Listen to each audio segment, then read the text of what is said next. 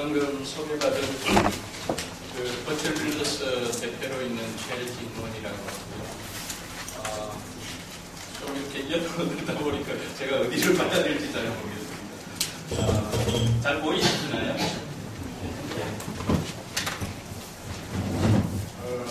제 발표 그래서 이제 제목을 이렇게 정해봤습니다. 공간과 IT 융합을 통한 새로운 공간 비즈니스.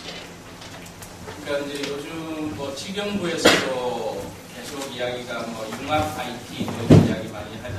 IT 융합 이렇게 많이 하는데 일종의 이제 IT라고 하는 게 상당히 이제 다른 기존의 이제 전통적인 산업하고 접목될 여지가 상당히 많이 있습니다. 그래서 조선이라든가 건설이라든가 그다음에 바이오 쪽이라든가 여러 접목이 요즘 패션 쪽도 접목이 되고 있는데 저는 그 중에서도 건설 IT다라고 볼 수 있어요. 그러니까 보통 그렇게 많이 표현하더라고요. 이제 영어로 하면은 construction IT 또는 아키텍처럴 IT 그런 용어 잘 안 씁니다만 그래서 건설이라고 하는 거는 영어로는 AEC라는 용어로 많이 표현합니다. Architecture, Engineering and Construction 그래서 AEC라는 용어로 많이 표현하는데 여하튼 이제 그 건축이라는 영역, 건설이라고 하는 영역 제가 이제 건축이라고 할 때하고 건설이라고 할 때는 약간 뉘앙스가 다른데 건설이라고 하면은 이제 토목, 도시 설계 이런 쪽까지 포함하는 좀 큰 영역이다 이렇게 생각해 주시면 될 것 같습니다.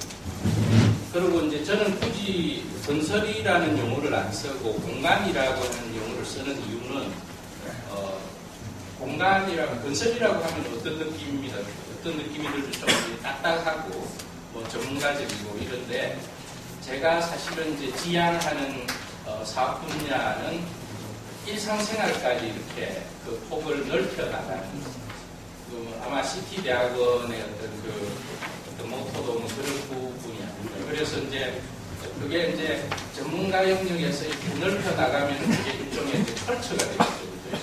그래서 제가 오늘 말씀드리는 게 어떻게 보면 이제 여기 그 문화기술 컬처 테크놀로지하고 상당한 부분 맥락을 같이 한다라는 생각을 가지고 있습니다. 그리고 결국은 이제 우리가 건축을 이야기할 때 공간 비즈니스다 이런 이야기를 하는데 저는 이제 새로운 공간 비즈니스. 그래서 왜 건축가는 저도 이제 건축가로서 훈련을 받은 사람이고 한동안 그렇게 훈련을 한 20년간 받았는데 왜 그러면은 그런 사람은 뭘 해야 됩니까? 물리적인 건축 이런 건물을 설계 또는 기획하거나 설계하거나 또는 짓거나 아니면은 유지 관리를 하거나 여러 가지 그런 어떤 먹이사슬 이렇게 밸류 체인 속에서 이제 활동을 해야 되는데 제가 하는 일에 한 70% 이상은 그거하고 좀 관련이 없는 일들을 하고 있어요. 그래서 이제 그래서 이제 조금 새롭다라는 새로운 비즈니스다라는 생각을 하고 있습니다. 저는 아까 소개받았듯이 아주대학교 교수 4년, 연세대 11년 반 이렇게 했고 이제 언젠가 2003년도에 그 연구실 학교 안에 여기도 아마 그런 거 있죠. 창업 지원센터 이런 거 있지 않습니까? 거기서 이제 2003년도에 이제 연구실 벤처를 만들었고요.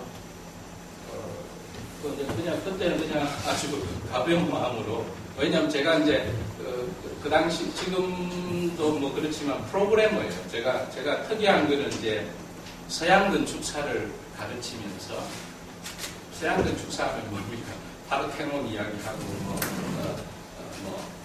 팔라디안 빌라 이야기하고 이런 되게 이제 소프트한 어떤 학문인데 한편으로는 이제 C 랭귀지 프로그래머예요. 그래서 되게 이제 뭐 월요일은 서양 건축사 그렇지고 화요일은 대학원에서 뭐 프로그램 우리 프로세싱도 있고 뭐 그런 거 가르치고 그러는데 프로그래밍을 하다 보니까 이제 이 전문 프로그래머가 필요하겠구나. 그래서 이제 회사를 사실은 만들게 됐고 그렇게 하다 보니까 2008년도에는 이제 산업은행에서 이제 투자를 10억을 투자를 받았어요.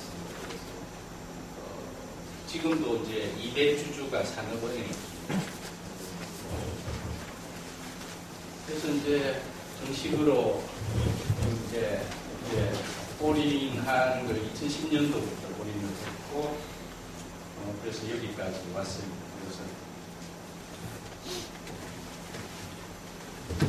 그 다음에 저희 키워드는 이제 3D 테크놀로지입니다. 그러니까 리얼월드는 3D죠. 그래서 리얼월드하고 어떻게 보면 이제 가장 근사한 리얼월드를 모사하는 방법이 3D고, 지금 보면 뭐 아바타 영화부터 해가지고 다 3D TV, 3D 영화 그렇습니다. 그래서 이제 그런 기술을 기반으로 하고 있고, 또 하나 키워드는 이제 여기가 어딘가요? 영국의 스톤헨지라고 하는데, 근데 그러니까 늘 서양 건축사를 시작하면서 항상 저걸 먼저 보여줘요. 뭐냐면은 건축이라는 행위가 뭐냐면은 그냥 무의 공간, 허허벌 판에 뭔가 이렇게 구획을 하는 구획자를 이렇게 만들면은 그거로 만들어지는 저 큰 무거운 돌을 가져다가 저렇게 만들면은 그냥 허허벌 판에서 저게 뭐가 되죠? 어떤 한정된 공간이 되죠. 그러니까 장소성이 생기고 플레이스니스가 생기는 거고, 저런 행위가 이제 건축 행위라고 다들 이야기하죠. 그러면서 이제 되게 영어로 스페이스 하면 별 사실 감이 없는데 한자로 하면은 되게 이렇게 재미있어요. 한자로 하면 이게 뭐냐면은 공간이거든요. 공과 간은 반대말이에요. 재밌는 게. 공은 보이드, 비어있다라는 의미고, 간은 뭐냐면은 이 앞에 보면 저 돌이 간이에요. 돌. 그러니까 우리가 지금 여기는 여기 비어 있는데 우리 숨 쉬는 여기는 공이고, 요런 거로 다 간인 거죠. 간.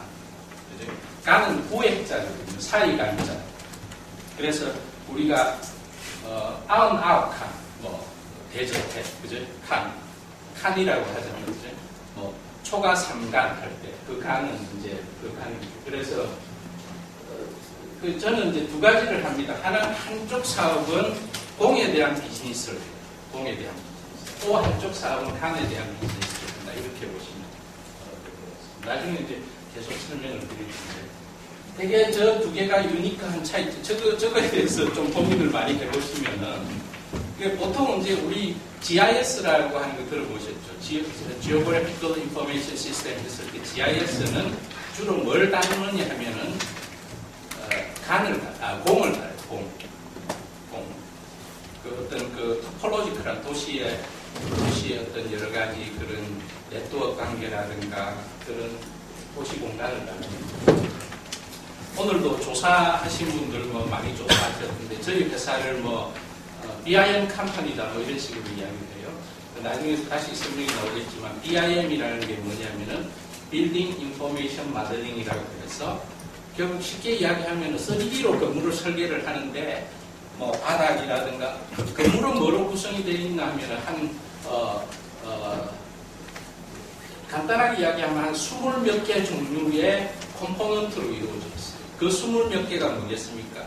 벽, 창, 문, 바닥, 천정, 계단, 이런 거 있죠. 그죠? 그런 거로 구성이 되어 있어요. 레고 블록스, 레고 종류가 여러 개 있잖아요. 그렇듯이 그렇게 보시면 돼요.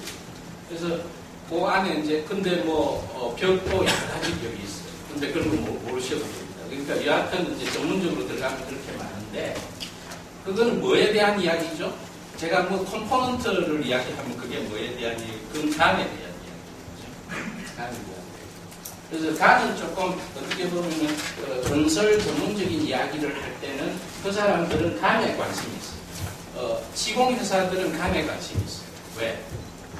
그게 돈이 돼. 그러니까 이 건물 짓는데, 아니, 돈이 들어가는, 이 건물 짓는데, 예를 들어서 500억이 든다 했을 때, 그 500억은 뭡니까? 간 때문에 만들어지는 거예요. 콘크리트냐, 뭐, 이렇게. 그런 거고, 공은 간을 통해서 만들어지는 결과물이에요. 그 결과물이고, 근데 공은 재밌는 게, 우리는 일상생활은 공을 통해서 내가 이 벽이 뭐 무슨 매일 인지를 합니까? 이 벽이 무슨 콘크리트 벽인지 나무 벽인지 나는 관심 없잖아요. 그렇죠? 나는 그냥 이런 건물의 어떤 수직적인 공 속에서 지내는 거예요. 그래서 공과 칸은 되게 아이러니컬하게 반대말이면서 그런 상호 보완적인 관계가 있다는 거고요. 그 다음에 이제 UX적인 측면에서 뭐 우리 그 공간, 우리 체험 공간 뭐 이런 이야기도 하는데 유지 익스피리언스 측면에서 보면은 히스토리컬하게 보면은 뭐 이전에 도서 시절에는 텍스트였잖아요. 근데 그게 이제 스티브 잡스가 나오면서 이제 우리 애플의 대표적인 그 맥킨토시, 그죠? 맥킨토시의 데스크탑 메타포가 그걸 만든 사람은 이제 제가 OSU에서 오하이오 주립대에서 공부할 때 이제 만나보시려고 했는데 제 선배분이더라고요. 그 브렌다 로렐이라고 들어보셨나요? 그분이 그 연극 전공하신 분인데 그 애플에서 이제 맥킨토시 데스크탑 메타포를 만든 사람이거든요. 그래서 그때부터 이제 아이폰 개념에 이제 컴퓨팅 시대가 시작이 됩니다. 또다시 이제 스티브 잡스가 스마트폰이라는 것을 만들면서 모바일 시대가 이제 대화가 되고 있는데 넥스트는 뭐냐라고 봤을 때 나는 공간이 인터페이스가 되는 시대가 오고 있고 이미 왔고 그게 실제로 이제 그래서 뭐 최근 몇 년 전부터 우리 뭐 유비퀴투스 컴퓨팅 뭐 이런 이야기 하지 않습니까? 유비퀴투스가 뭡니까? 유비퀴투스에 대한 이야기는 좀 뒤에 나오는 것 같은데 좀 이따가 이야기해요. 그래서 이제 스페이스라는 게 어떤 중요한 인터페이스가 되는 세상이 오고 있다라는 생각을 저는 가지고 있고요. 그 다음에 이제 저희가 하는 작업은 미러 월드 어프로치다 이렇게 보고 있습니다. 그러니까 이거는 가상현실이 어떻게 보면 반대말이 가상현실 우리 세컨드 라이프 했을 때는 세컨드 라이프는 미러 월드입니까? 미러 월드가 아닙니까? 아니죠. 그러니까 실제 대상이 되는 공간이 없잖아요. 실공간이 없지 않습니까? 그러니까 그냥 가상 공간으로만 존재하는 거죠. 근데 건축가가 어떤 건물을 설계를 하면은 그거는 가상 공간입니까? 실제 공간입니까? 가상 공간이죠. 왜? 지어지지 않았기 때문에. 근데 그거가 이제 뭐 컴페티션이 돼가지고 당선이 되면 지어지잖아요. 그죠? 지어지면은 그 실제 건물과 그 도면과의 관계는 그 도면은 어떻게 볼 수 있습니까? 그 실제 공간에 미러월드죠. 그죠? 미러링을 하고 있잖아요. 그 공간. 그 공간은 미러링을 하고 있죠. 근데 도면이라는 게 르네상스 이후에 이렇게 뭐 이제 정립이 돼가지고 뭐 지금의 이제 평면도, 뭐 인면도, 칸면도 이런 게 나왔는데 사실은 이제 정확하게 리얼리티를 모사를 못하고 있죠.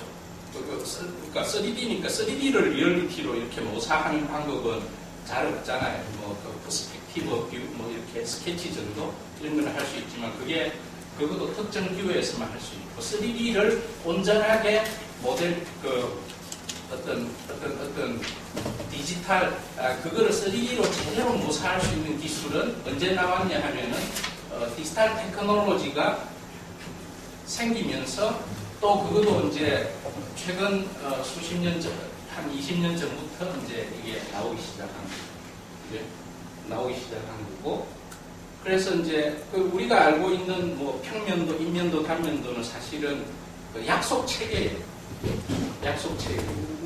그냥 그렇게 보자. 우리 그 건물은 층으로 구성되어 있기 때문에 2층 평면도 하면은 그렇게 그리잖아요. 그거는 약속 체계. 건축가들이 건축하는 사람하고 시공하는 사람이 내가 이렇게 설계하면 너는 그렇게 짓는 거야 하고 이렇게 약속되어 있는 약속 체계. 근데 이제 지금은 이제 그게 변화가 오고 있어요. 3D로 이제 설계하는 게 지금 올해부터 이제 그 조달청에서 의무화를 시켰거든요. 다 이제 한 방에 이제 의무화하면 안 되니까 500억 이상 되는 되는 건물, 대략 한 요 정도 되는 건물, 요 건물은 500억은 좀 안 될 것 같고 한 3,400억 할 것 같은데 좀 더 큰 건물은 반드시 이제 3D 빔 설계를 하도록 되어 있습니다. 아무튼 뭐 그런 거 있고. 그 다음에 이제 저희 회사가 자주 쓰는 이제 슬로건인데 Space is the platform. 요즘 플랫폼 이야기 많이 하잖아요. 플랫폼은 뭐 이렇게 최근에 책도 플랫폼이라는 영어 단어만큼 그 다방면에서 다양하게 쓰이는 용어는 없다라고 그래요. 뭐 사람마다 다 이해가 달라요. 뭐 플랫폼 하면은 저기 뭐 정류장 생각하는 사람도 있고 뭐 컴퓨터 하는 사람은 또 다르게 생각하고 컴퓨터 하는 사람 중에서도 뭐 다 다르게 이야기하는데 그러니까 일종의 지금 장터거든요. 장터가 되는 거고 장터 속에서 그러니까 이제 디지털 세계에서 이제 플랫폼이라고 이야기할 때 그게 보면은 이제 여러분들 예를 들어서 스마트 스페이스 관심 많잖아요. 스마트 스페이스를 구현을 하려면은 스마트 스페이스 플랫폼이 필요하겠죠. 그러니까 그 플랫폼은 반드시 가지고 있어야 될 그 기능 중에 하나가 커패시티 중에 하나가 뭐냐면은 공간을 미러링하는 그 공간을 묘사할 수 있는 능력을 가지고 있어요. 그게 없거든요. 그래서 그게 뭐 우리 UCT 사업에 뭐 많은 사람들이 뭘 한다 건물에 스마트 빌딩 뭐 이런 게 뭡니까? 스마트 시티가 뭡니까? 그러니까 이제 공간에 뭐 IT 기술을 이제 넣는 건데 이제 그런 부분이 좀 이제 부족했던 것 같습니다. 제가 이전에 강의하던 자료에서 찾아보니까 여기 있더라고요. 그래서 이제 이거를 어디 제가 요 강의를 설명을 요약문에도 그런 말을 있었는데요. 그 사이보그 인간의 사이보그적인 욕망 뭐 거창하게 표현하자면 그런 게 있는데 그게 뭐냐면은 이제 결국은 테크놀로지를 가지고 내가 이렇게 임파워먼트 내가 이렇게 뭔가 슈퍼맨이 되고 싶은 욕망이 있지 않습니까? 인간한테는. 그래서 그게 두 가지 형태로 현실화가 되는데 하나는 그러니까 테크놀로지가 어디에 이게 인베드 되느냐의 문제거든요. 그러니까 테크놀로지가 하나는 뭐냐면 이렇게 내가 살고 있는 공간에 인베드가 되는 거죠. 그 건물에, 요 바닥, 벽에, 그죠? 도시 공간에 인베드 되는 방식이 있고 또 하나는 뭐냐면은 사람의 몸 주위에 그러니까 내가 움직일 때 따라 움직이고 그죠? 스마트폰이 뭐 대표적인 거잖아요. 그 다음에 뭐, 우리 웨어러블 컴퓨팅 할 때 뭐 많이 나오지 않습니까? 옷에 뭐 붙이고 또 뭐 기본이 있고, 심지어 이제 뭐 이렇게 몸에 이렇게 뭐 나중에 뭐 몇 년 후에는 그런 시대도 오겠죠. 몸에 이제 인베드하는 뭐 그런 건데, 그러니까 결국은 이제 결국은 이제 그 두 가지 양상으로 이제 진행하는 사이보그화는 나타날 거라고 보고 있습니다. 그래서 저도 어떻게 보면은 저희 회사에서 이제 스마트 앱을 개발하고 있거든요. 그거는 뭐 어떻게 보면은 이제 인간 근접 환경에 대한 이야기인 것 같고 또 이제 건축에 뭐 우리 USN 네트워크부터 해가지고 여러 가지 뭐 하는데 이제 뭐 CCTV 하고 뭐 이런 것들은 또 전자인 것 같아요. 그래서 이제 그 두 가지인 것 같아요. 그래서 인터랙션이 일어나는 게 되게 중요한데, 인터랙션은 저는 그렇게 봅니다. 인터랙션은 지능을 가진, 그러니까 지능을 가진 대상끼리 일어나죠. 사람과 사람이 인터랙션을 하고, 사람과 기계가 인터랙션을 하기도 하고, 또 기계와 기계가 인터랙션을 하기도 하고, 뭐 그런 부분 같습니다. 그래서 그런 부분에 대해서 여러분들이 이런 부분은 저보다 훨씬 더 많이 아시리라고. 그 다음에 이제 제가 그 이전부터 이제 쭉 이렇게 목격했던 게 이제 테크놀로지가 공간화되고 있구나. 그러니까 1945년도에 뭐 ENIAC이라고 하는 뭐 이방보다 큰 컴퓨터가 있었다면서요. 그래서 슈퍼컴퓨터가 아니고 뭐 그러니까 하나의 아주 세계 최초의 컴퓨터가 이제 ENIAC 컴퓨터인데 무지 뭐 비싸고 무지 크고 뭐 이랬던 게 점점 마이크로 스테이션으로 되면서 그 다음에 PC 시대가 도래하고 요 그림이 이제 PC 시대 이야기겠죠. 그래서 드디어 한 명이 한 대의 컴퓨터를 가지는 세상에서 지금은 어디에 와 있습니까? 그러니까 한 명이 여러 대의 컴퓨터를 가지고 내가 스마트폰도 가지고 있고 노트북도 가지고 있고 집에 가면 또 컴퓨터도 있고 심지어 뭐 여러 가지 저는 CCTV도 있고 다 이제 막 이렇게 여러 컴퓨팅 리소스를 다루는 시대. 그러니까 뭐가 산재, 컴퓨팅 리소스가 산재겠죠. 컴퓨팅 리소스. 컴퓨팅 리소스가 산재에 있는 세상을 유비퀴터스 컴퓨팅이라고 막 와이즈가 이야기했지 않습니까? 이야기했고, 그 어원은, 유비퀴터스 어원은 이제 그런 것 같아요. 그러다가 갑자기 이제 사람들이 그냥 그 유비퀴터스를 그냥 경용사처럼 쓰면서 유스페이스를 이야기하잖아요. 유비퀴터스 뭐 뮤지엄, 유비퀴터스 유시티, 유빌딩. 사실은 이제 오해의 소지가 있는 표현이지만 아무튼 그게 뭐 하여튼 최근 몇 년을 하여튼 풍미를 했습니다. 그리고 요즘은 또 스마트 혁명 일어나고 나서는 갑자기 또 유비퀴터스 이야기는 하나도 안 하고 스마트 이야기만 이렇게 하는데 결국은 그게 뭐가 어느 날 갑자기 관심이 바뀐 게 아니고 저는 이제 똑같은 이야기예요. 그러니까 관점 똑같이 일어나는 세상을 그 유비퀴터스라는 형용사로 이렇게 그거를 더 이렇게 무게 중심을 두고 바라보느냐 아니면 스마트니스라는 것을 더 이렇게 더 어떤 일어나는 현상의 핵심으로 바라보느냐 뭐 이 차이고 그냥 우리나라에서는 워낙에 이렇게 용어가 범람하잖아요. 트렌디하게 또 좀 있으면은 제가 그래서 사실은 이전에 몇 년 전에 유비퀴터스 막 동감할 때 그때 우리 랩실 이름을 스마트 스페이스 랩이라고 지었는데 지금 지었으면 딱 알맞은 이름이죠. 근데 아마 조금씩 또 바뀔 거예요. 그래서 절대로 트렌디한 이름은 그 어디 뭐 학과명이라든가 이런 데 붙이면 안 되겠죠. 또 바뀔 거예요.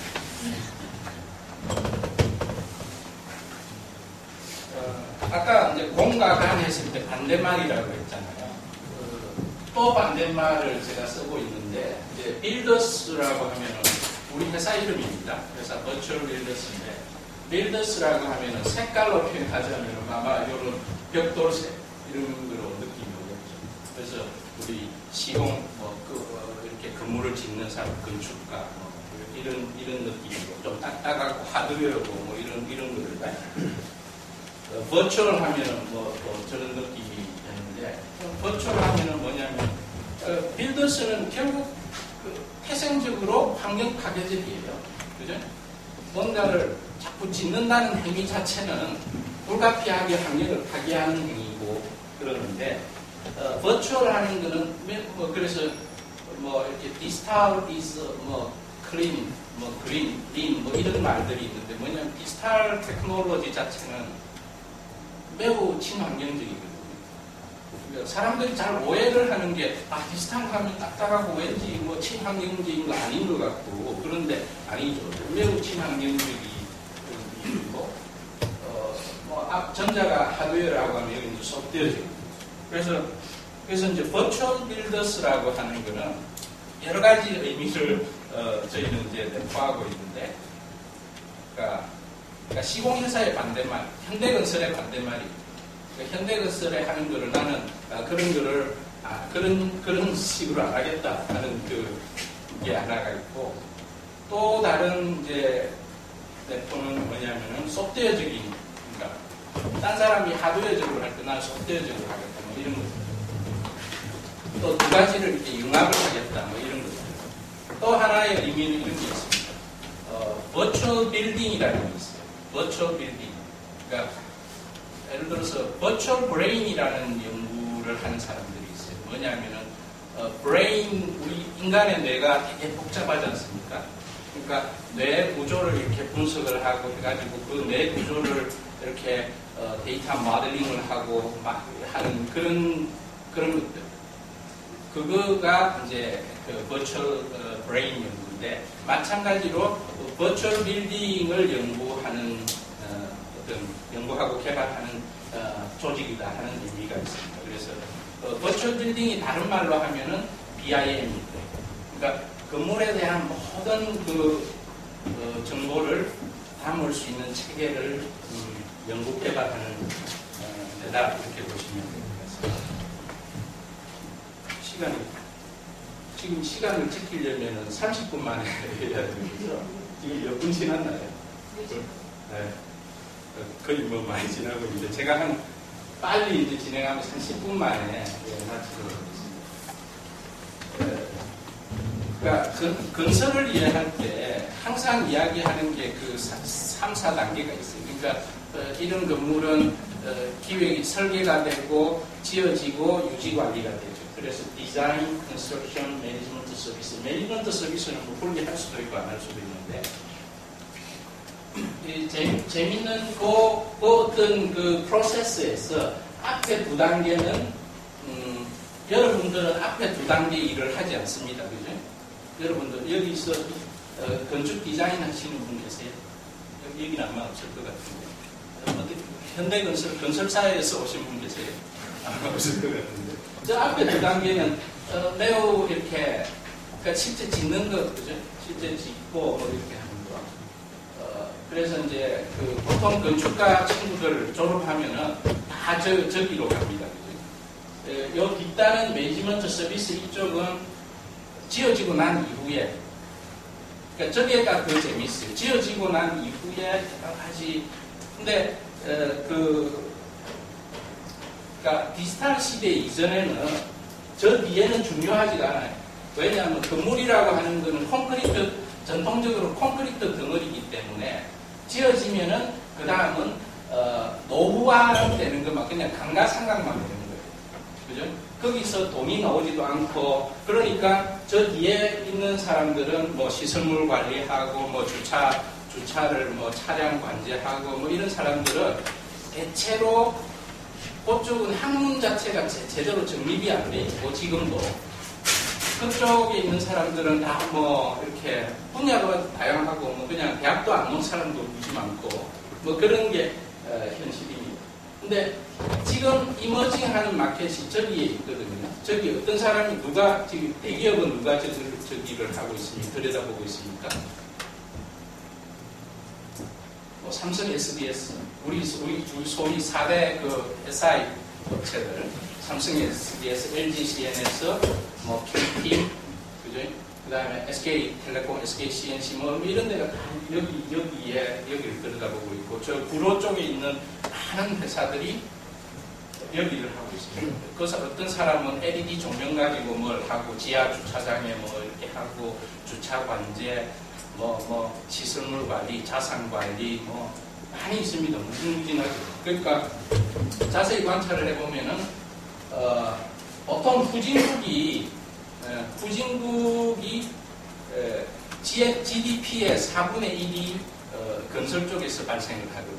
그러니까 4명 중에 1명은 건설업으로 종사를 하는 거예요. 그러니까 실내 디자인 뭐 여러 이제 그런 것들 뭐 이렇게 길 가다 보면은 뭐 실내 장식 배관 뭐 이런 거 있지 않습니까? 다 그런 쪽인데, 우리나라처럼 이렇게 이제 IT 기반의 지식 산업화가 되면 될수록 그 포션이 이렇게 줄어요. 그리고 우리는 아마 그래도 15%, 17% 이렇게 될 거예요.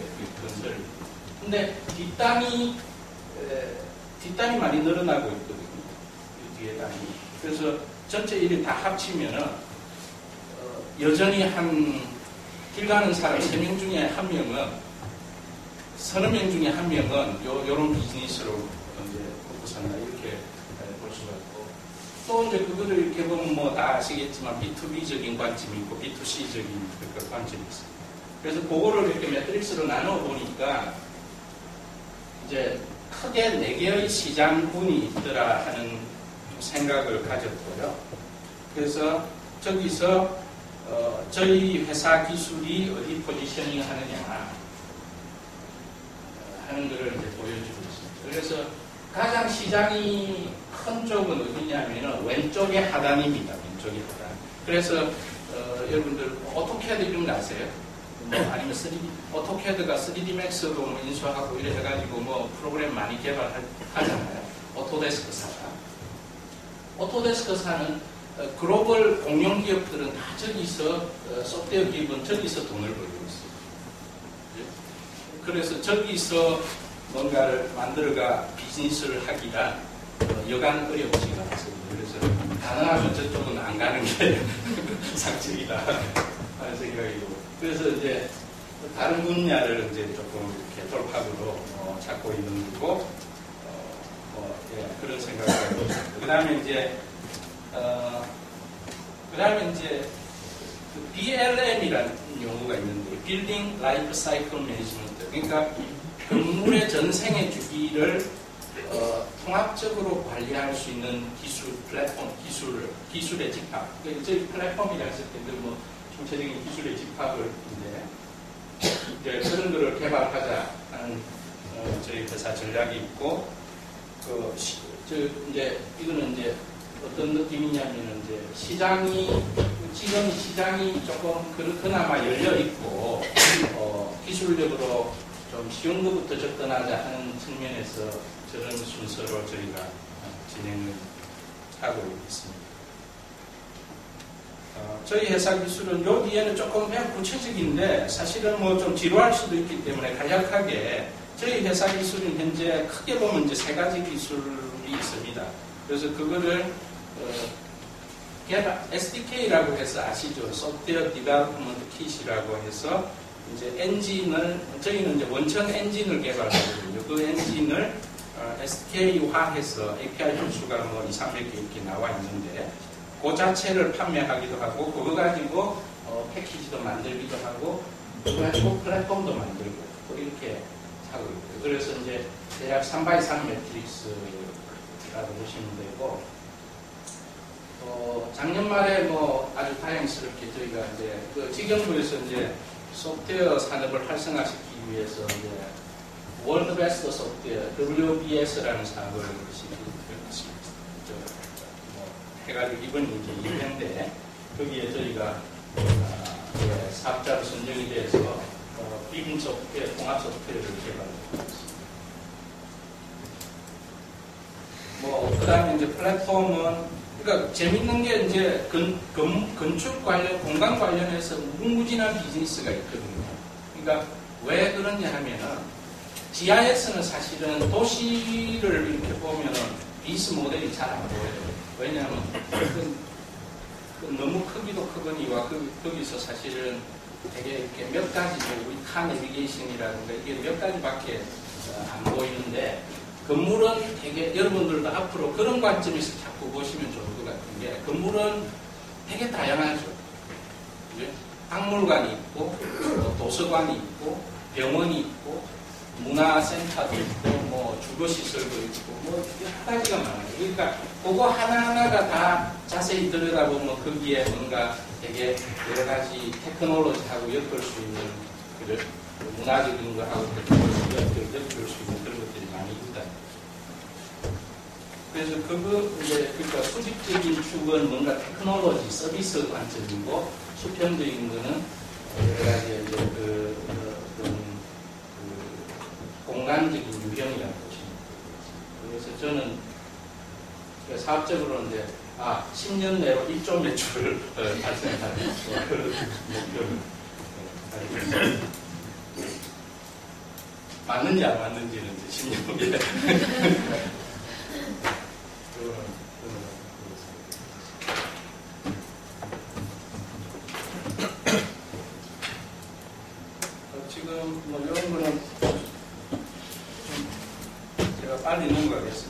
저희 회사에서 만든 그 소프트웨어 중에 하나입니다. 하나고, 일견 보면 이제 공간을 설계하는 툴인데, 뭐, 요걸 가지고 저희는 이제 설계 툴뿐만 아니고, 이제 다양한 그 기술을 개발하고 있고요.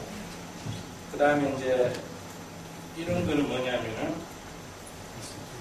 요런 데이터가 바로 빔 데이터라고 해서 이제 설계 사무실에서 설계를 해가지고 거기 보면은 이제 사람으로 치면은 이제 스켈레톤부터 해서 우리 MRI 촬영하는 오는 것들 있지 않습니까? 그런 데이터를 이렇게 보시면 돼요. 그러니까 저 데이터를 가지고 어떻게 이제 여러 가지로 활용을 하느냐, 어떤 측면에서 활용을 해야 됩니까? 건물은 안전해야 됩니다. 물리 보안. 그 다음에 건물은 에너지를 먹는 하마잖아요. 그 에너지를 어떻게 절감을 할 건가. 여러 가지 이슈들이 이런 기술과 융합을 해서 해결될 수가 있습니다. 그 다음에 이제 이런 거는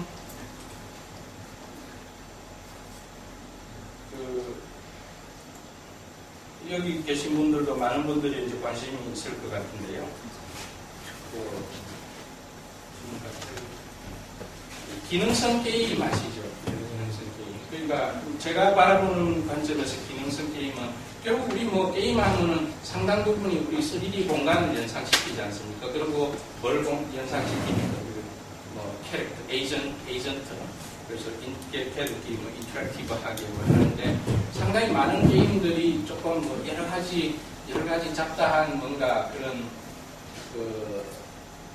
뭐랄까, 트릭도 쓰고 이렇게 하는데, 제가 관심 있는 거는, 건축하는 사람들이, 그러니까, 미러월드 어프로치에서 실제 건축적인 그런 3차원 공간 도면을 가지고 왔을 때, 거기에, 그게 박물관이다 했을 때, 에이전트를 이렇게 넣어보면 에이전트들이 이렇게 돌아다니면서 여러 가지 행동을 하겠죠. 내가 여기 설정을 불이 났으니 빨리 대피해봐라 이러면은 대피를 하겠죠. 그러면은 지금 그런 프로그램이 저희가 개발하고 있는 거예요. 그래서 소방방재청 사업으로 저희가 주관사로 개발하고 있는 거고, 이거는 실제 보면은 불도 낼 수 있고, 불 내면은 이제 화재가 이렇게 막 화재 시뮬레이션도 하고요. 여러 가지 그런 기능들이 있습니다. 갑자기 이제 아직 가는 중입니다. 그래서 지금 나중에 디테일한 동영상 필요하시면은 좀 보여드리고 이런 식으로 이제 1000명, 2000명 다 시뮬레이션 가능하고 그 다음에 이제 이런 기술은 실제 이제 인도 LBS라고 하는 기술입니다. 그러니까 이게 대표적인 우리 아까 제가 공간 할 때 공예에 해당되는 기술인데요. 실제로 이제 보통 LBS 하면 카 내비게이션이지 않습니까? 아웃도어. 근데 건물 안에서의 어떤 LBS 기술이 지금 이제 많이 필요하거든요. 그래서 지금 현재 저희가 개발해서 스마트폰으로도 저희 아이폰으로도 되고 갤럭시로도 되고 이러는데 실내 처리 기술은 이제 저희 삼성 SDS도 붙이고 배터리 코도 붙이고 그래서 여러 가지 테스트를 하고 있습니다. 그래서 이런 쪽에 이제 사업을 보고 있고 여러 관련 비슷한 그런 기술, 갤럭시 탭에서 이렇게 하는 그런 기술, 이런 물류 쪽인데 생략을 하고 있습니다. 네, 이거는 이제 CCTV 이런 건데.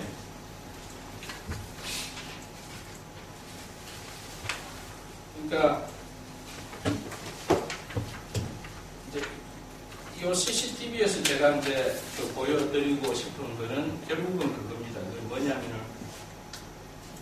CCTV 하는 하나의 업역이거든요. 물리 보안 쪽의 업역인데 이런 거 하는 사람들이 실제로 그 사람들이 물리 보안 전문가냐? 저는 아니라고 생각하거든요. 근데 건축 연구하시는 분들 막 20년, 30년 연구하시는 교수님한테 당신은 물리보안 전문가입니까? 이러면 아니라고 그래요. 그러니까 물리보안 전문가는 그럼 누굽니까? 그게 미싱 파트예요. 누구도 그러니까 CCTV 하는 사람은 전문가가 아닌데 지가 전문가라고 꾸미고 있고 그 실제로 공간 전문가들은 자기가 그 비즈니스가 아니라고 생각해요. 내가 이미 나머지를 많이 알고 있는데 내가 전문가가 아니라고 생각해요.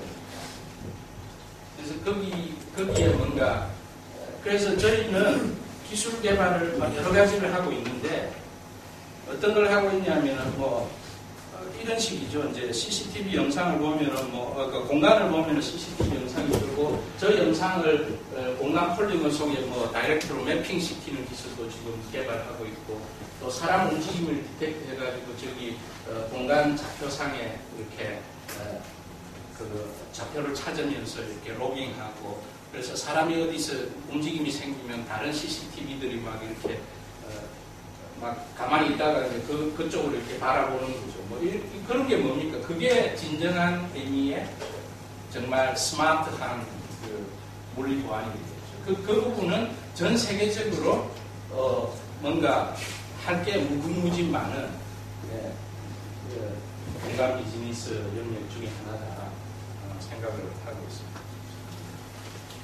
그래서 자 그럼 제가 이제 저는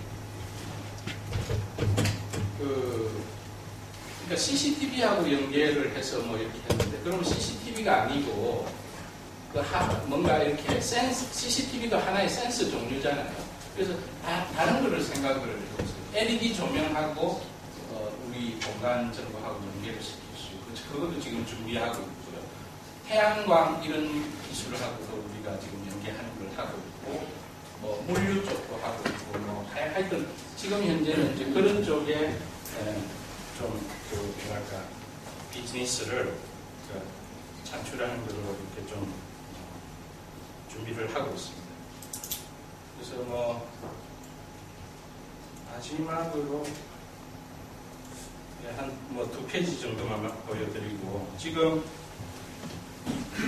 이런 식으로 전자신문에도 이제 홍보를 하고 있는데, 저희가 이제 플랫폼 이름도 르네상스 후기의 유명한 건축가가 안드레아 팔라디오라고 있는데, 이름을 따서 팔라디온이라고 지금 플랫폼인데, 저렇게 해서 이제 건물 통합 관리 기술을 개발하고 있고, 또 하나는 아마 조금 이따 이번 주인가 이렇게 전자신문이 나갈 건데, 아까 말씀드린 인도와 LBS 저희 기술이 조금씩 정도 나오고 있고, 저게 이제 앞으로 희망컨대 이제 스마트폰으로 가지고 이제 백화점에서도 이렇게 저런 여러 가지 저 위에 여러 가지 다양한 서비스가 탑재가 될 수 있거든요. 그런 부분을 진행하고 있습니다. 좀 두서가 없었는데 이것으로서 제 발표를 마칩니다.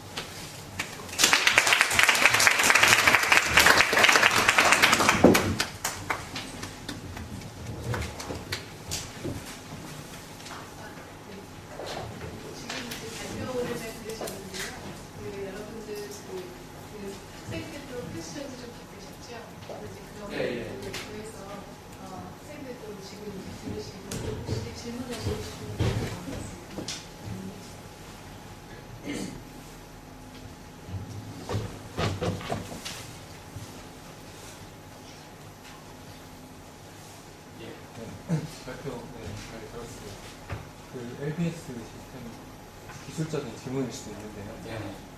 아웃도어에서 위치를 추적하는 것보다 인도어에 추적하는 게 기술적인 제약이 많이 있다고 알고 있거든요. GPS 쓸 수도 없고, 그래서 저거는 이제 정확한 사용자의 위치를 알기보다는 그거랑 다른 형태의 서비스인가요? 없이도 실내 측위가 안 붙고, 실내 측위를 보통 리얼타임 로케이팅 시스템 해가지고 RPLS라고 하는데, 척이가 안 붙고 그냥 랩으로만 서비스가 될 수도 있고요. 그 다음에 척이가 붙는 거는 지금 가장 저렴한 게 지금 와이파이 기반이지 않습니까? 그게 SDS하고 셀리지온이라는 회사가 붙여봤는데 5m 정도, 5m에서 10m 차이 이렇게 오차로 나오고, 오늘 금방 회의를 하고 왔는데 저희가 이제 애들이하고 하나 연구 과제로 하고 있는 게 이제 비상구리 사인이 있죠. 거기다가 그 실내측이 AP를 넣어가지고 이렇게 하는 뭐 그거는 이제 법제하고도 연관되고 있는데 소방 쪽 회사도 많이 하고 있는데 그거는 이제 그러니까 IP의 위치를 알고 이렇게 하면은 그 배터리 연구 박사 이야기는 1m 이내 오차로 내년 중반까지 1m 이내 오차로 할 수 있다라고 하거든요. 그래서 이제 아웃도어는 보통 GPS로 이제 실내측기를 하는데 건물 안에서는 이제 뭐 실내측기 기술이 뭐 음향으로도 하고 뭐 다양한 게 있더라고요. 근데 그 이제 저렴해야 되니까 그런 식의 이제 와이파이 기반이라든가 이런 기술들이 뭐 속속 나오고 있는 것 같습니다.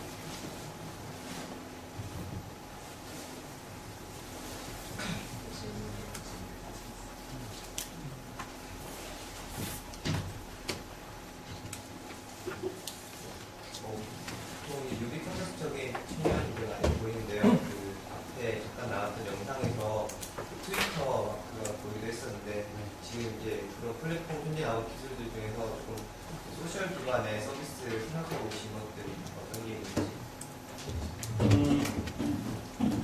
그러니까 이제 뭐 그 질문 리스트에도 그런 질문이 있던데 B2B를 주로 하는 것 같은데 B2C를 하느냐라고 했을 때 저희가 지금 이게 B2B를 주로 하는 회사고 B2C 같은 경우에는 제가 이렇게 보면은 작업력이 되게 많이 들어가더라고요. 그래서 이제 지금은 섣불리 이렇게 못하고 있는데 지금 보시는 요 기술이 아마 B2C 쪽으로도 그러니까 저거는 B2C도 하고 C도 할 수 있어요. 그러니까 저희가 이제 사실은 이제 삼성전자하고 잘 이야기가 앞으로 전개가 되면은 갤럭시의 키보드로 탑재가 되는 것을 협의를 하고 있어요. 그렇게 되면 이제 B2C로 할 수 있는데 그렇게 했을 때 지금 말씀하신 이제 그 SNS적인 요소가 여기 들어가서 이제 결국은 이제 공간 기반의 SNS로 뭐 여러 가지 이제 그 채팅이라든가 이런 게 공간 기반으로 이루어지면서 여러 가지 서비스가 이루어질 수 있는 그런 게 가능하지 않을까. 아직 구체적인 그런 기획하거나 하는 적이 있지만 가능하지 않을까.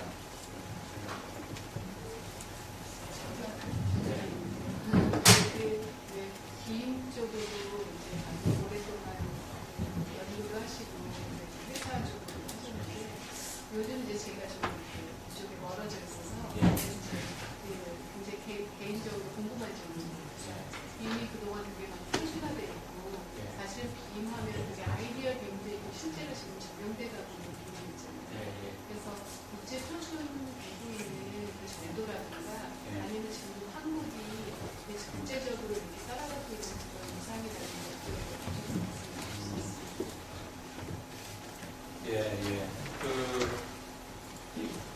그러니까 빔 쪽은요. 이제 분야가 약간 달라서 이제 아까도 이야기했듯이 빔 쪽은 좀 전문 영역에 속하는데 빔은 한마디로 이야기하면은 이제 건물을 그냥 더 이상 2차원적으로 설계하지 말고 3차원적으로 하자는 거고 이미 국제 표준이 있습니다. IFC라고 해서 국제 표준이 있고 빌딩 스마트 협회라는 게 세계적으로 있고 코리아 챕터도 있고 저희가 이제 월드레스트 소프트웨어로 하려고 하는 거는 이제 지금 요 다이어그램에 있는 4가지를 개발을 하는 거거든요. 그러니까 쉽게 이야기하면은 빔 툴이 세계적인 툴이 이제 레빗이라는 게 있는데 레빗 같은 거를 저희가 개발하는 게 하나가 있고 그 다음에 그런 게 뭐냐면 건물이라고 하는 거는 엄청 대용량이거든요. 뭐 이렇게 이런 건물을 빔 데이터로 하면 아마도 몇백 기가 몇백 메가가 돼요.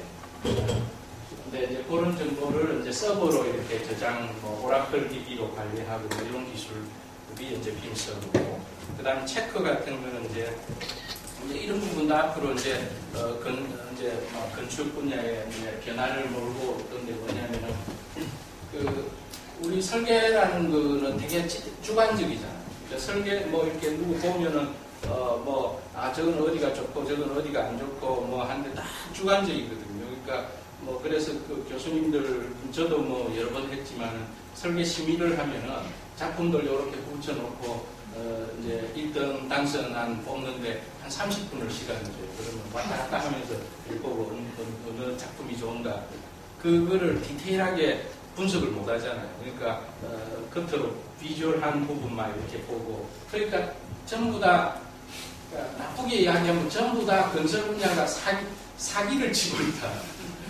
그러니까 사기 치는데 다 설계사무소 그 모든 어떤 역량을 집중하고 있어요. 그러니까 비주얼하게 겉으로 드러나는 거. 그러니까 진정으로 이렇게 열심히 뭐랄까 이렇게 우리 원래 건축이라고 하는 것 있잖아요. 사용자를 배려하고 여러 가지 그런 게 있는데 그런 부분이 많이 문제가 있어요. 그런 거를 잡을 수 있는 기술이 모델 체크라고 하는 게 있어요. 저건 뭐냐면은 빔 데이터가 만들어지면 일종의 빔은 XML 같은 거. 그러니까 지금 보면은 HTML 같은 거고 빔은 XML 같은 거. 그럼 XML은 구조화가 돼 있죠. 그죠? 태깅이 다 돼 있어 가지고 내가 해석 가능하잖아요. 그죠? understandable, machine understandable 한 데이터거든요. 그러면은 얘가 소방 법규를 어겼는지 안 어겼는지 체크하라 이러면은 그런 거를 다 그냥 자동으로 다 체크해줍니다. 그러면은 절대 설계사무소에서 그런 짓을 못 하겠죠. 사기를 못 치겠죠. 그래서 그 과학화, 건축업이, 건설업이 과학화가 되는 길이 여기 있거든요. 여기. 그리고 또 질문 중에 그런 부분도 있었어요. 뭐 이렇게, 빔으로 이렇게 하고, 말하자면 레고 블록 쌓듯이 건물 설계하고 이러면은, 창의적인 게 많이 해치지 않을까. 일부 맞아요. 일부 맞고, 트레이드업도 있고 있는데, 이제 그런 부분은 이제 다른 여러 가지 해결 방법이 있습니다. 그래서 표준이 있는데 지금은 이제 빔은 이렇게 표준도 있고 있는데 이게 완성된 존재가 아니에요. 그러니까 앞으로 계속 이제 발전돼야 되는데 현재 빔의 미싱 파트가 뭐냐면 아까 우리 기능성 게임 이렇게 이런 거 이야기하고 또 이제 센서들 이야기했는데 사람에 대한 팩터가 없어요. 그 빔에는. 그 다음에 이제 여러 가지 하드웨어 그 주변에 건물에 달라붙는 여러 가지 센서들, 인베드되는 IT 테크놀로지에 대한 거는 왕창 다 빠져 있어요. 그래서 그런 부분이 그래서 이제 그런 게 조금 뭐랄까 스마트 빌딩을 구성하는 여러 가지 요소들이 거기에는 하나도 없어요. 왕창 다 빠져 있거든요. 이제 그런 부분이 많이 이렇게 연구가 되고 익스텐션이 만들어져야 돼요.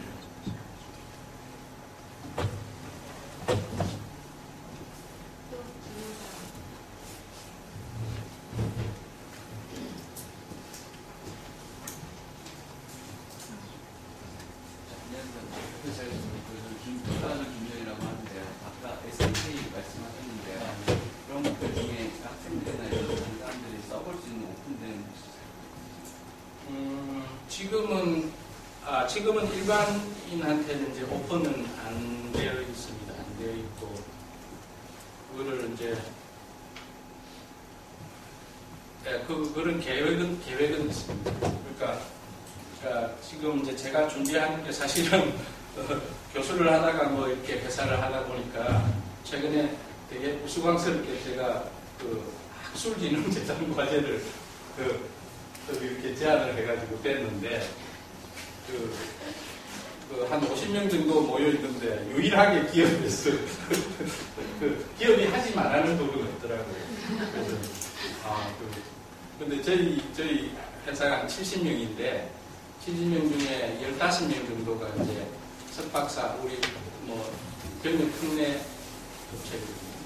연구소장이고 박사하고 그래서 이제 박사도 3명 있고 석사 15명 있고 그러니까 훌륭한 연구조직이기도 하죠. 그래서 거기서 하는 미션이 뭐냐면은 아까 말씀드린 모델 체크 저런 SDK 그거를 이제 학교 쪽에 이렇게 무료 버전으로 이렇게 릴리즈를 하면은 학교 쪽에서 그러니까 그게 지금 되게 중요하거든요. 그러니까 뭐냐면은 각 학교들 연구소나 이런 데서 뭐 무궁무진 뭐 여러 가지 아이디어도 있고 개발을 하는데 빔에 대한 그러니까 나는 이런 예를 들어서 뭐 어떤 연구가 있을까요? 공간을 분석해서 뭐 이렇게 어느 공간이 이렇게 취약한 지역이고 뭐 이런 거를 할 수 있는 내가 알고리즘을 개발했는데 그거를 이렇게 실제로 구현을 하려면은 밑바닥이 되는 원천 기술이 필요하잖아요. 공간, 뭐 예를 들어서 우리 국제표준 IFC 데이터를 핸들링하는 그 기술이 필요해요. 그거는 개발, 사실은 그게 핵심이 아닌데 그것 때문에 그런 거를 연구를 못 하거든요. 그래서 그 기반이 되는 그런 부분을 저희가 아카데믹 버전으로 이렇게 릴리즈를 하면은 그런 거를 학교 쪽에서 이제 애드온을 해가지고 내 알고리즘을 거기다가 구현을 해서 붙이면은 그게 이제 하나의 별도 어플리케이션이 돼서 이제 돌아가는 뭐 그런 식의 어떤 그 R&D 생태계 이런 거를 한번 만들어보자라고 제안을 해서 이제 당선된 게 있습니다. 정말. 네. 저도 되게 좋은 소식이에요. 또 하면 혹시 그 옵티우 같은 거 실거하는 것도 생각이. 그렇죠. 모델 실거 아니면 모델 실거. 예. 옵티우 체크할 수 있고 하나씩 체크할 수 있어요. 저 학생들을 위해서 학교를 위해서 많이 힘써주셨습니다. 또 혹시 질문 사항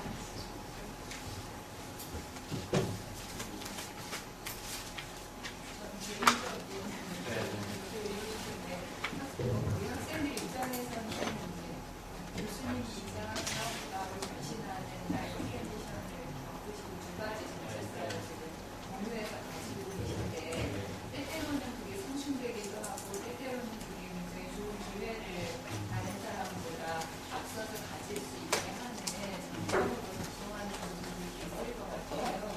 그런 부분에 대한 의견을 주시면 저희 학생들 중에는 아카데미에서 자기의 커리어를 만들고 싶은 친구들도 있고 비즈니스 영역에서 새로운 멘토를 만들거나 하고 싶어하는 학생들도 있는데 어떤 롤모델의 관점에서 그런 부분들을 좀 공유해 주셔서 좋을 것 같아요. 네네. 하여튼, 그러니까 저는 제 인생을 생각하면서, 박쥐 같은 인생을 살아왔다. 라는 생각을 합니다. 왜 그런가 하면은, 대학교 대학에 이제 건축과를 갔는데, 건축이라는 게 되게 박쥐 같아요. 그러니까 뭐냐면, 날짐승도 아니고, 그러니까 뭐, 어디 가면 예술이라고 우기고, 어디 가면 뭐, 공학이라고. 또 역으로 보면 우길 수도 있지만 어디에서도 안 치주고 뭐 이런 게 있어요. 그래서 박쥐 같은데 그 중에서 제가 유학을 가면서 뭘 했냐면은 디자인 방법론 연구하는 게 저는 좋았는데 그 방법론을 체계적으로 이렇게 컴퓨테이셔널하게 하는 게 CAAD라고 해요. 컴퓨터 에이드 우리 이지영 교수님들이 좀 컴퓨터 에이드 아키텍처 디자인이라는 게 이게 이제 방법론적으로 건축 설계 행위를 하는 거다. 설계 행위를 하는 건데, 그거는 박쥐 중에서 상박쥐 진짜. 황금박쥐. 이거는, 제가 보니까 월요일날 컴퓨터 랩실에 가가지고 그 C 랭귀지 짜고 있고, 또 화요일에 막 가서 설계하고 있고, 이런 거. 그렇게 하다가, 또 이제 교수가 돼가지고, 또 아까 이제 회사를 또 차리고 나니까, 이거는 뭐 황금박쥐보다 더 높은 박쥐가 뭐니까 이게 완전히 다르거든요. 그러니까 공통점도 있고, 그러니까 저는 뭐 어디 가면 우리 뭐 직원들이 질문하는 게 그러니까 CEO하고 교수의 공통점, 공통점도 있고 차이점도 있거든요. 그러니까 사업하고 아카데미하고 인더스트리 공통점, 차이점 이런 게 많이 있어요. 그러니까 우스갯소리로 이제 아카데미아는 똑같은 거 하면 안 되잖아요. 그래서 올해 뭐 이런 연구했으면 내년에 다른 거 해야지. 그러니까 똑같은 거 하면 반칙이에요. 그러니까 사업은 똑같은 걸 해야 돼요. 똑같은 걸 해야 돈을 벌어요. 뭐 그런 거라든가. 그 다음에 이제 교수는 세상에 교수만큼 셀프 모티베이티드 된 사람은 없거든요. 그러니까 다 직장 생활 뭐 이렇게 이제 앞으로 해보면은 주말 되면은 다 저기 뭐 강원도로 놀러 가잖아요. 그죠? 공장에 다니는 사람 분명하죠. 일과 펀과 웍이 분명하잖아요. 그죠? 근데 교수는 그런데 교수님들도 제가 뻔히 알죠. 뭐 이렇게 주말은 밀린 일 하는 날. 대학원생도 열심히 하는 사람은 그렇죠. 그죠? 대학원생이 뭐 우리 직원들은 그래. 우리 직원들은 분명하게 토요일, 일요일을 왕창 쉬어줘요. 왕창 쉬어주거든요. 근데 아카데미아에 있는 사람들은 항상 그게 왜냐하면 그게 좋은 거예요. 그게 구분이 안 가니까. 내가 좋아서 하는 거예요. 모티베이션 누가 뭐 열심히 하라고 하는 거, 뭐 그거 하면 월급 더 주는 것도 아니고 뭐 열심히 셀프 모티베이티드 된 거를 쭉 이렇게 유학 시절부터 이렇게 쭉 훈련이 되니까 사람이 이렇게 되게 그냥 뭘 해도 셀프 모티베이티드. 그런 거고. CEO도 그래요. CEO가 직원하고 CEO 차이점이 그거거든요. 직원은 뭐 그냥 이렇게 뭐 시키는 데 하면 되는 거고. 근데 CEO는 항상 고민이 많거든요. 잠도 안 오고. 직원들은 하면 더 잠이 안 오고. 그래서 이제 세 가지 종류의 사람이 있는데 되게 이렇게 뭘 해도 소극적인 우리 직원들도 그래요. 뭐 이렇게 되게 패시브한 성격이 있고 또는 이렇게 뭐 시키면 잘하는 액티브한 사람이 있는데 교수라든가 CEO 이런 사람들은 되게 프로액티브하거든요. 그러니까 지가 알아서 먼저 이렇게 뭘 하는 거죠. 우리 연구원들 중에서도 왜 그런 사람들이 있잖아요. 이제 그런 사람들이 저는 결국은 이제 성공한다라고 보고 우리나라 저는 뭐 사업을 하면서 진짜 많이 뼈저리게 느낀 게 우리나라 대기업 문화가 바뀌어야 된다는 건데 그래서 이제 저는 우리 아들 둘인데 아들 둘한테 절대로 대기업 가지 말아라고 이야기해요. 그러니까 그게 너무나 대기업 가는 게 저는 뭐가 좋은지 하나도 모르겠어요. 대기업가 자기 일을 하는 게 아니고 그 큰 기업을 위해서 이렇게 어떤 구성원으로 나사처럼 일하는 게 뭐가 물론 좀 많이 받는다 그게 좀 별로 이렇게 흥미롭지 않은데 그냥 뭐 아카데미아 쪽에 남든지 아니면은 벤처를 하든지 그러니까 프로액티브해지는 뭔가 비즈니스를 하는 게 좋겠다는 거고 벤처를 하는 사람도 두 가지 종류가 있는 것 같아요. 그러니까 구로에 보면은 이제 대기업에 있다가 뭐 이렇게 자기가 뭐 부품 쪽에 뭐 이런 거 맡고 있다가 그거 가지고 이렇게 싹 이렇게 가져 나와가지고 이렇게 회사하는 사람이 있어요. 그러니까 그런 사람 보면 너무 부러워요. 그러니까 이미 시장이 있거든요. 그러니까 항상 매달 들어오는 오다가 있고 그러니까 좋게 이야기하면 그렇고 나쁘게 이야기하면은 그 사람은 레드오션 소리 그죠? 그러니까 그 사람은 뭔가 그 한정된 시장 안에서 그냥 그 사람의 그 어떤 성장 그거라든가 이런 게 한정이 돼 있어요. 근데 저는 해보니까는 되게 이렇게 뭣도 모르고 이렇게 기술 중심적 기술 가지고 이렇게 만들어 놨더니 이게 뭐 갑자기 뭐 10명, 20명 해가지고 사람은 70명까지 됐는데 제품은 안 팔리고 그러니까 없는 시장을 막 내가 들여다보고 시장이 없어요. 시장이 있는 줄 알고 시작을 했는데 시장이 없더라고요.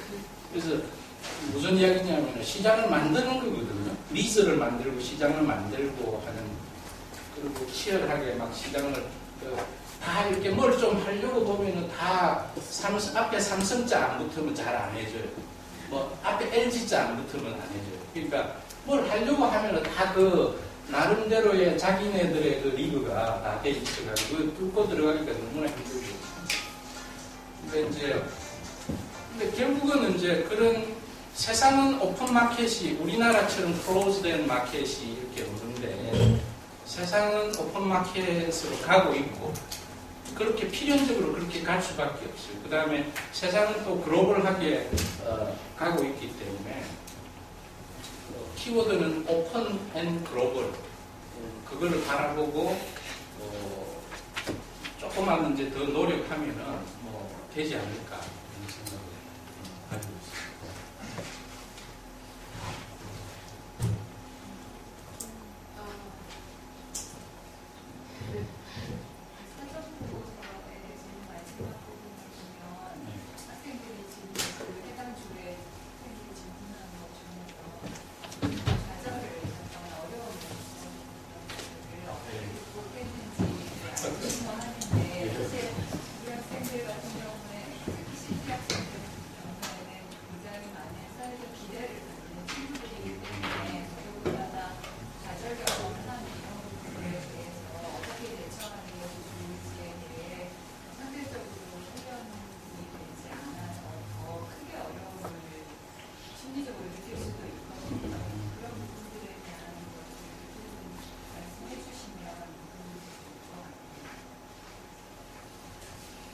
네, 이제 뭐 세상은 이제 여러분들 많게는 한 30년 저는 뭐 한 20년 앞서 살고 있는 것 같은데, 뭐 세상 살다 보면은 이런 일도 겪고 저런 일도 겪고 하는데, 그러니까 가장 중요한 거는 이제 그런 것 같아요. 이제 긍정적인 생각.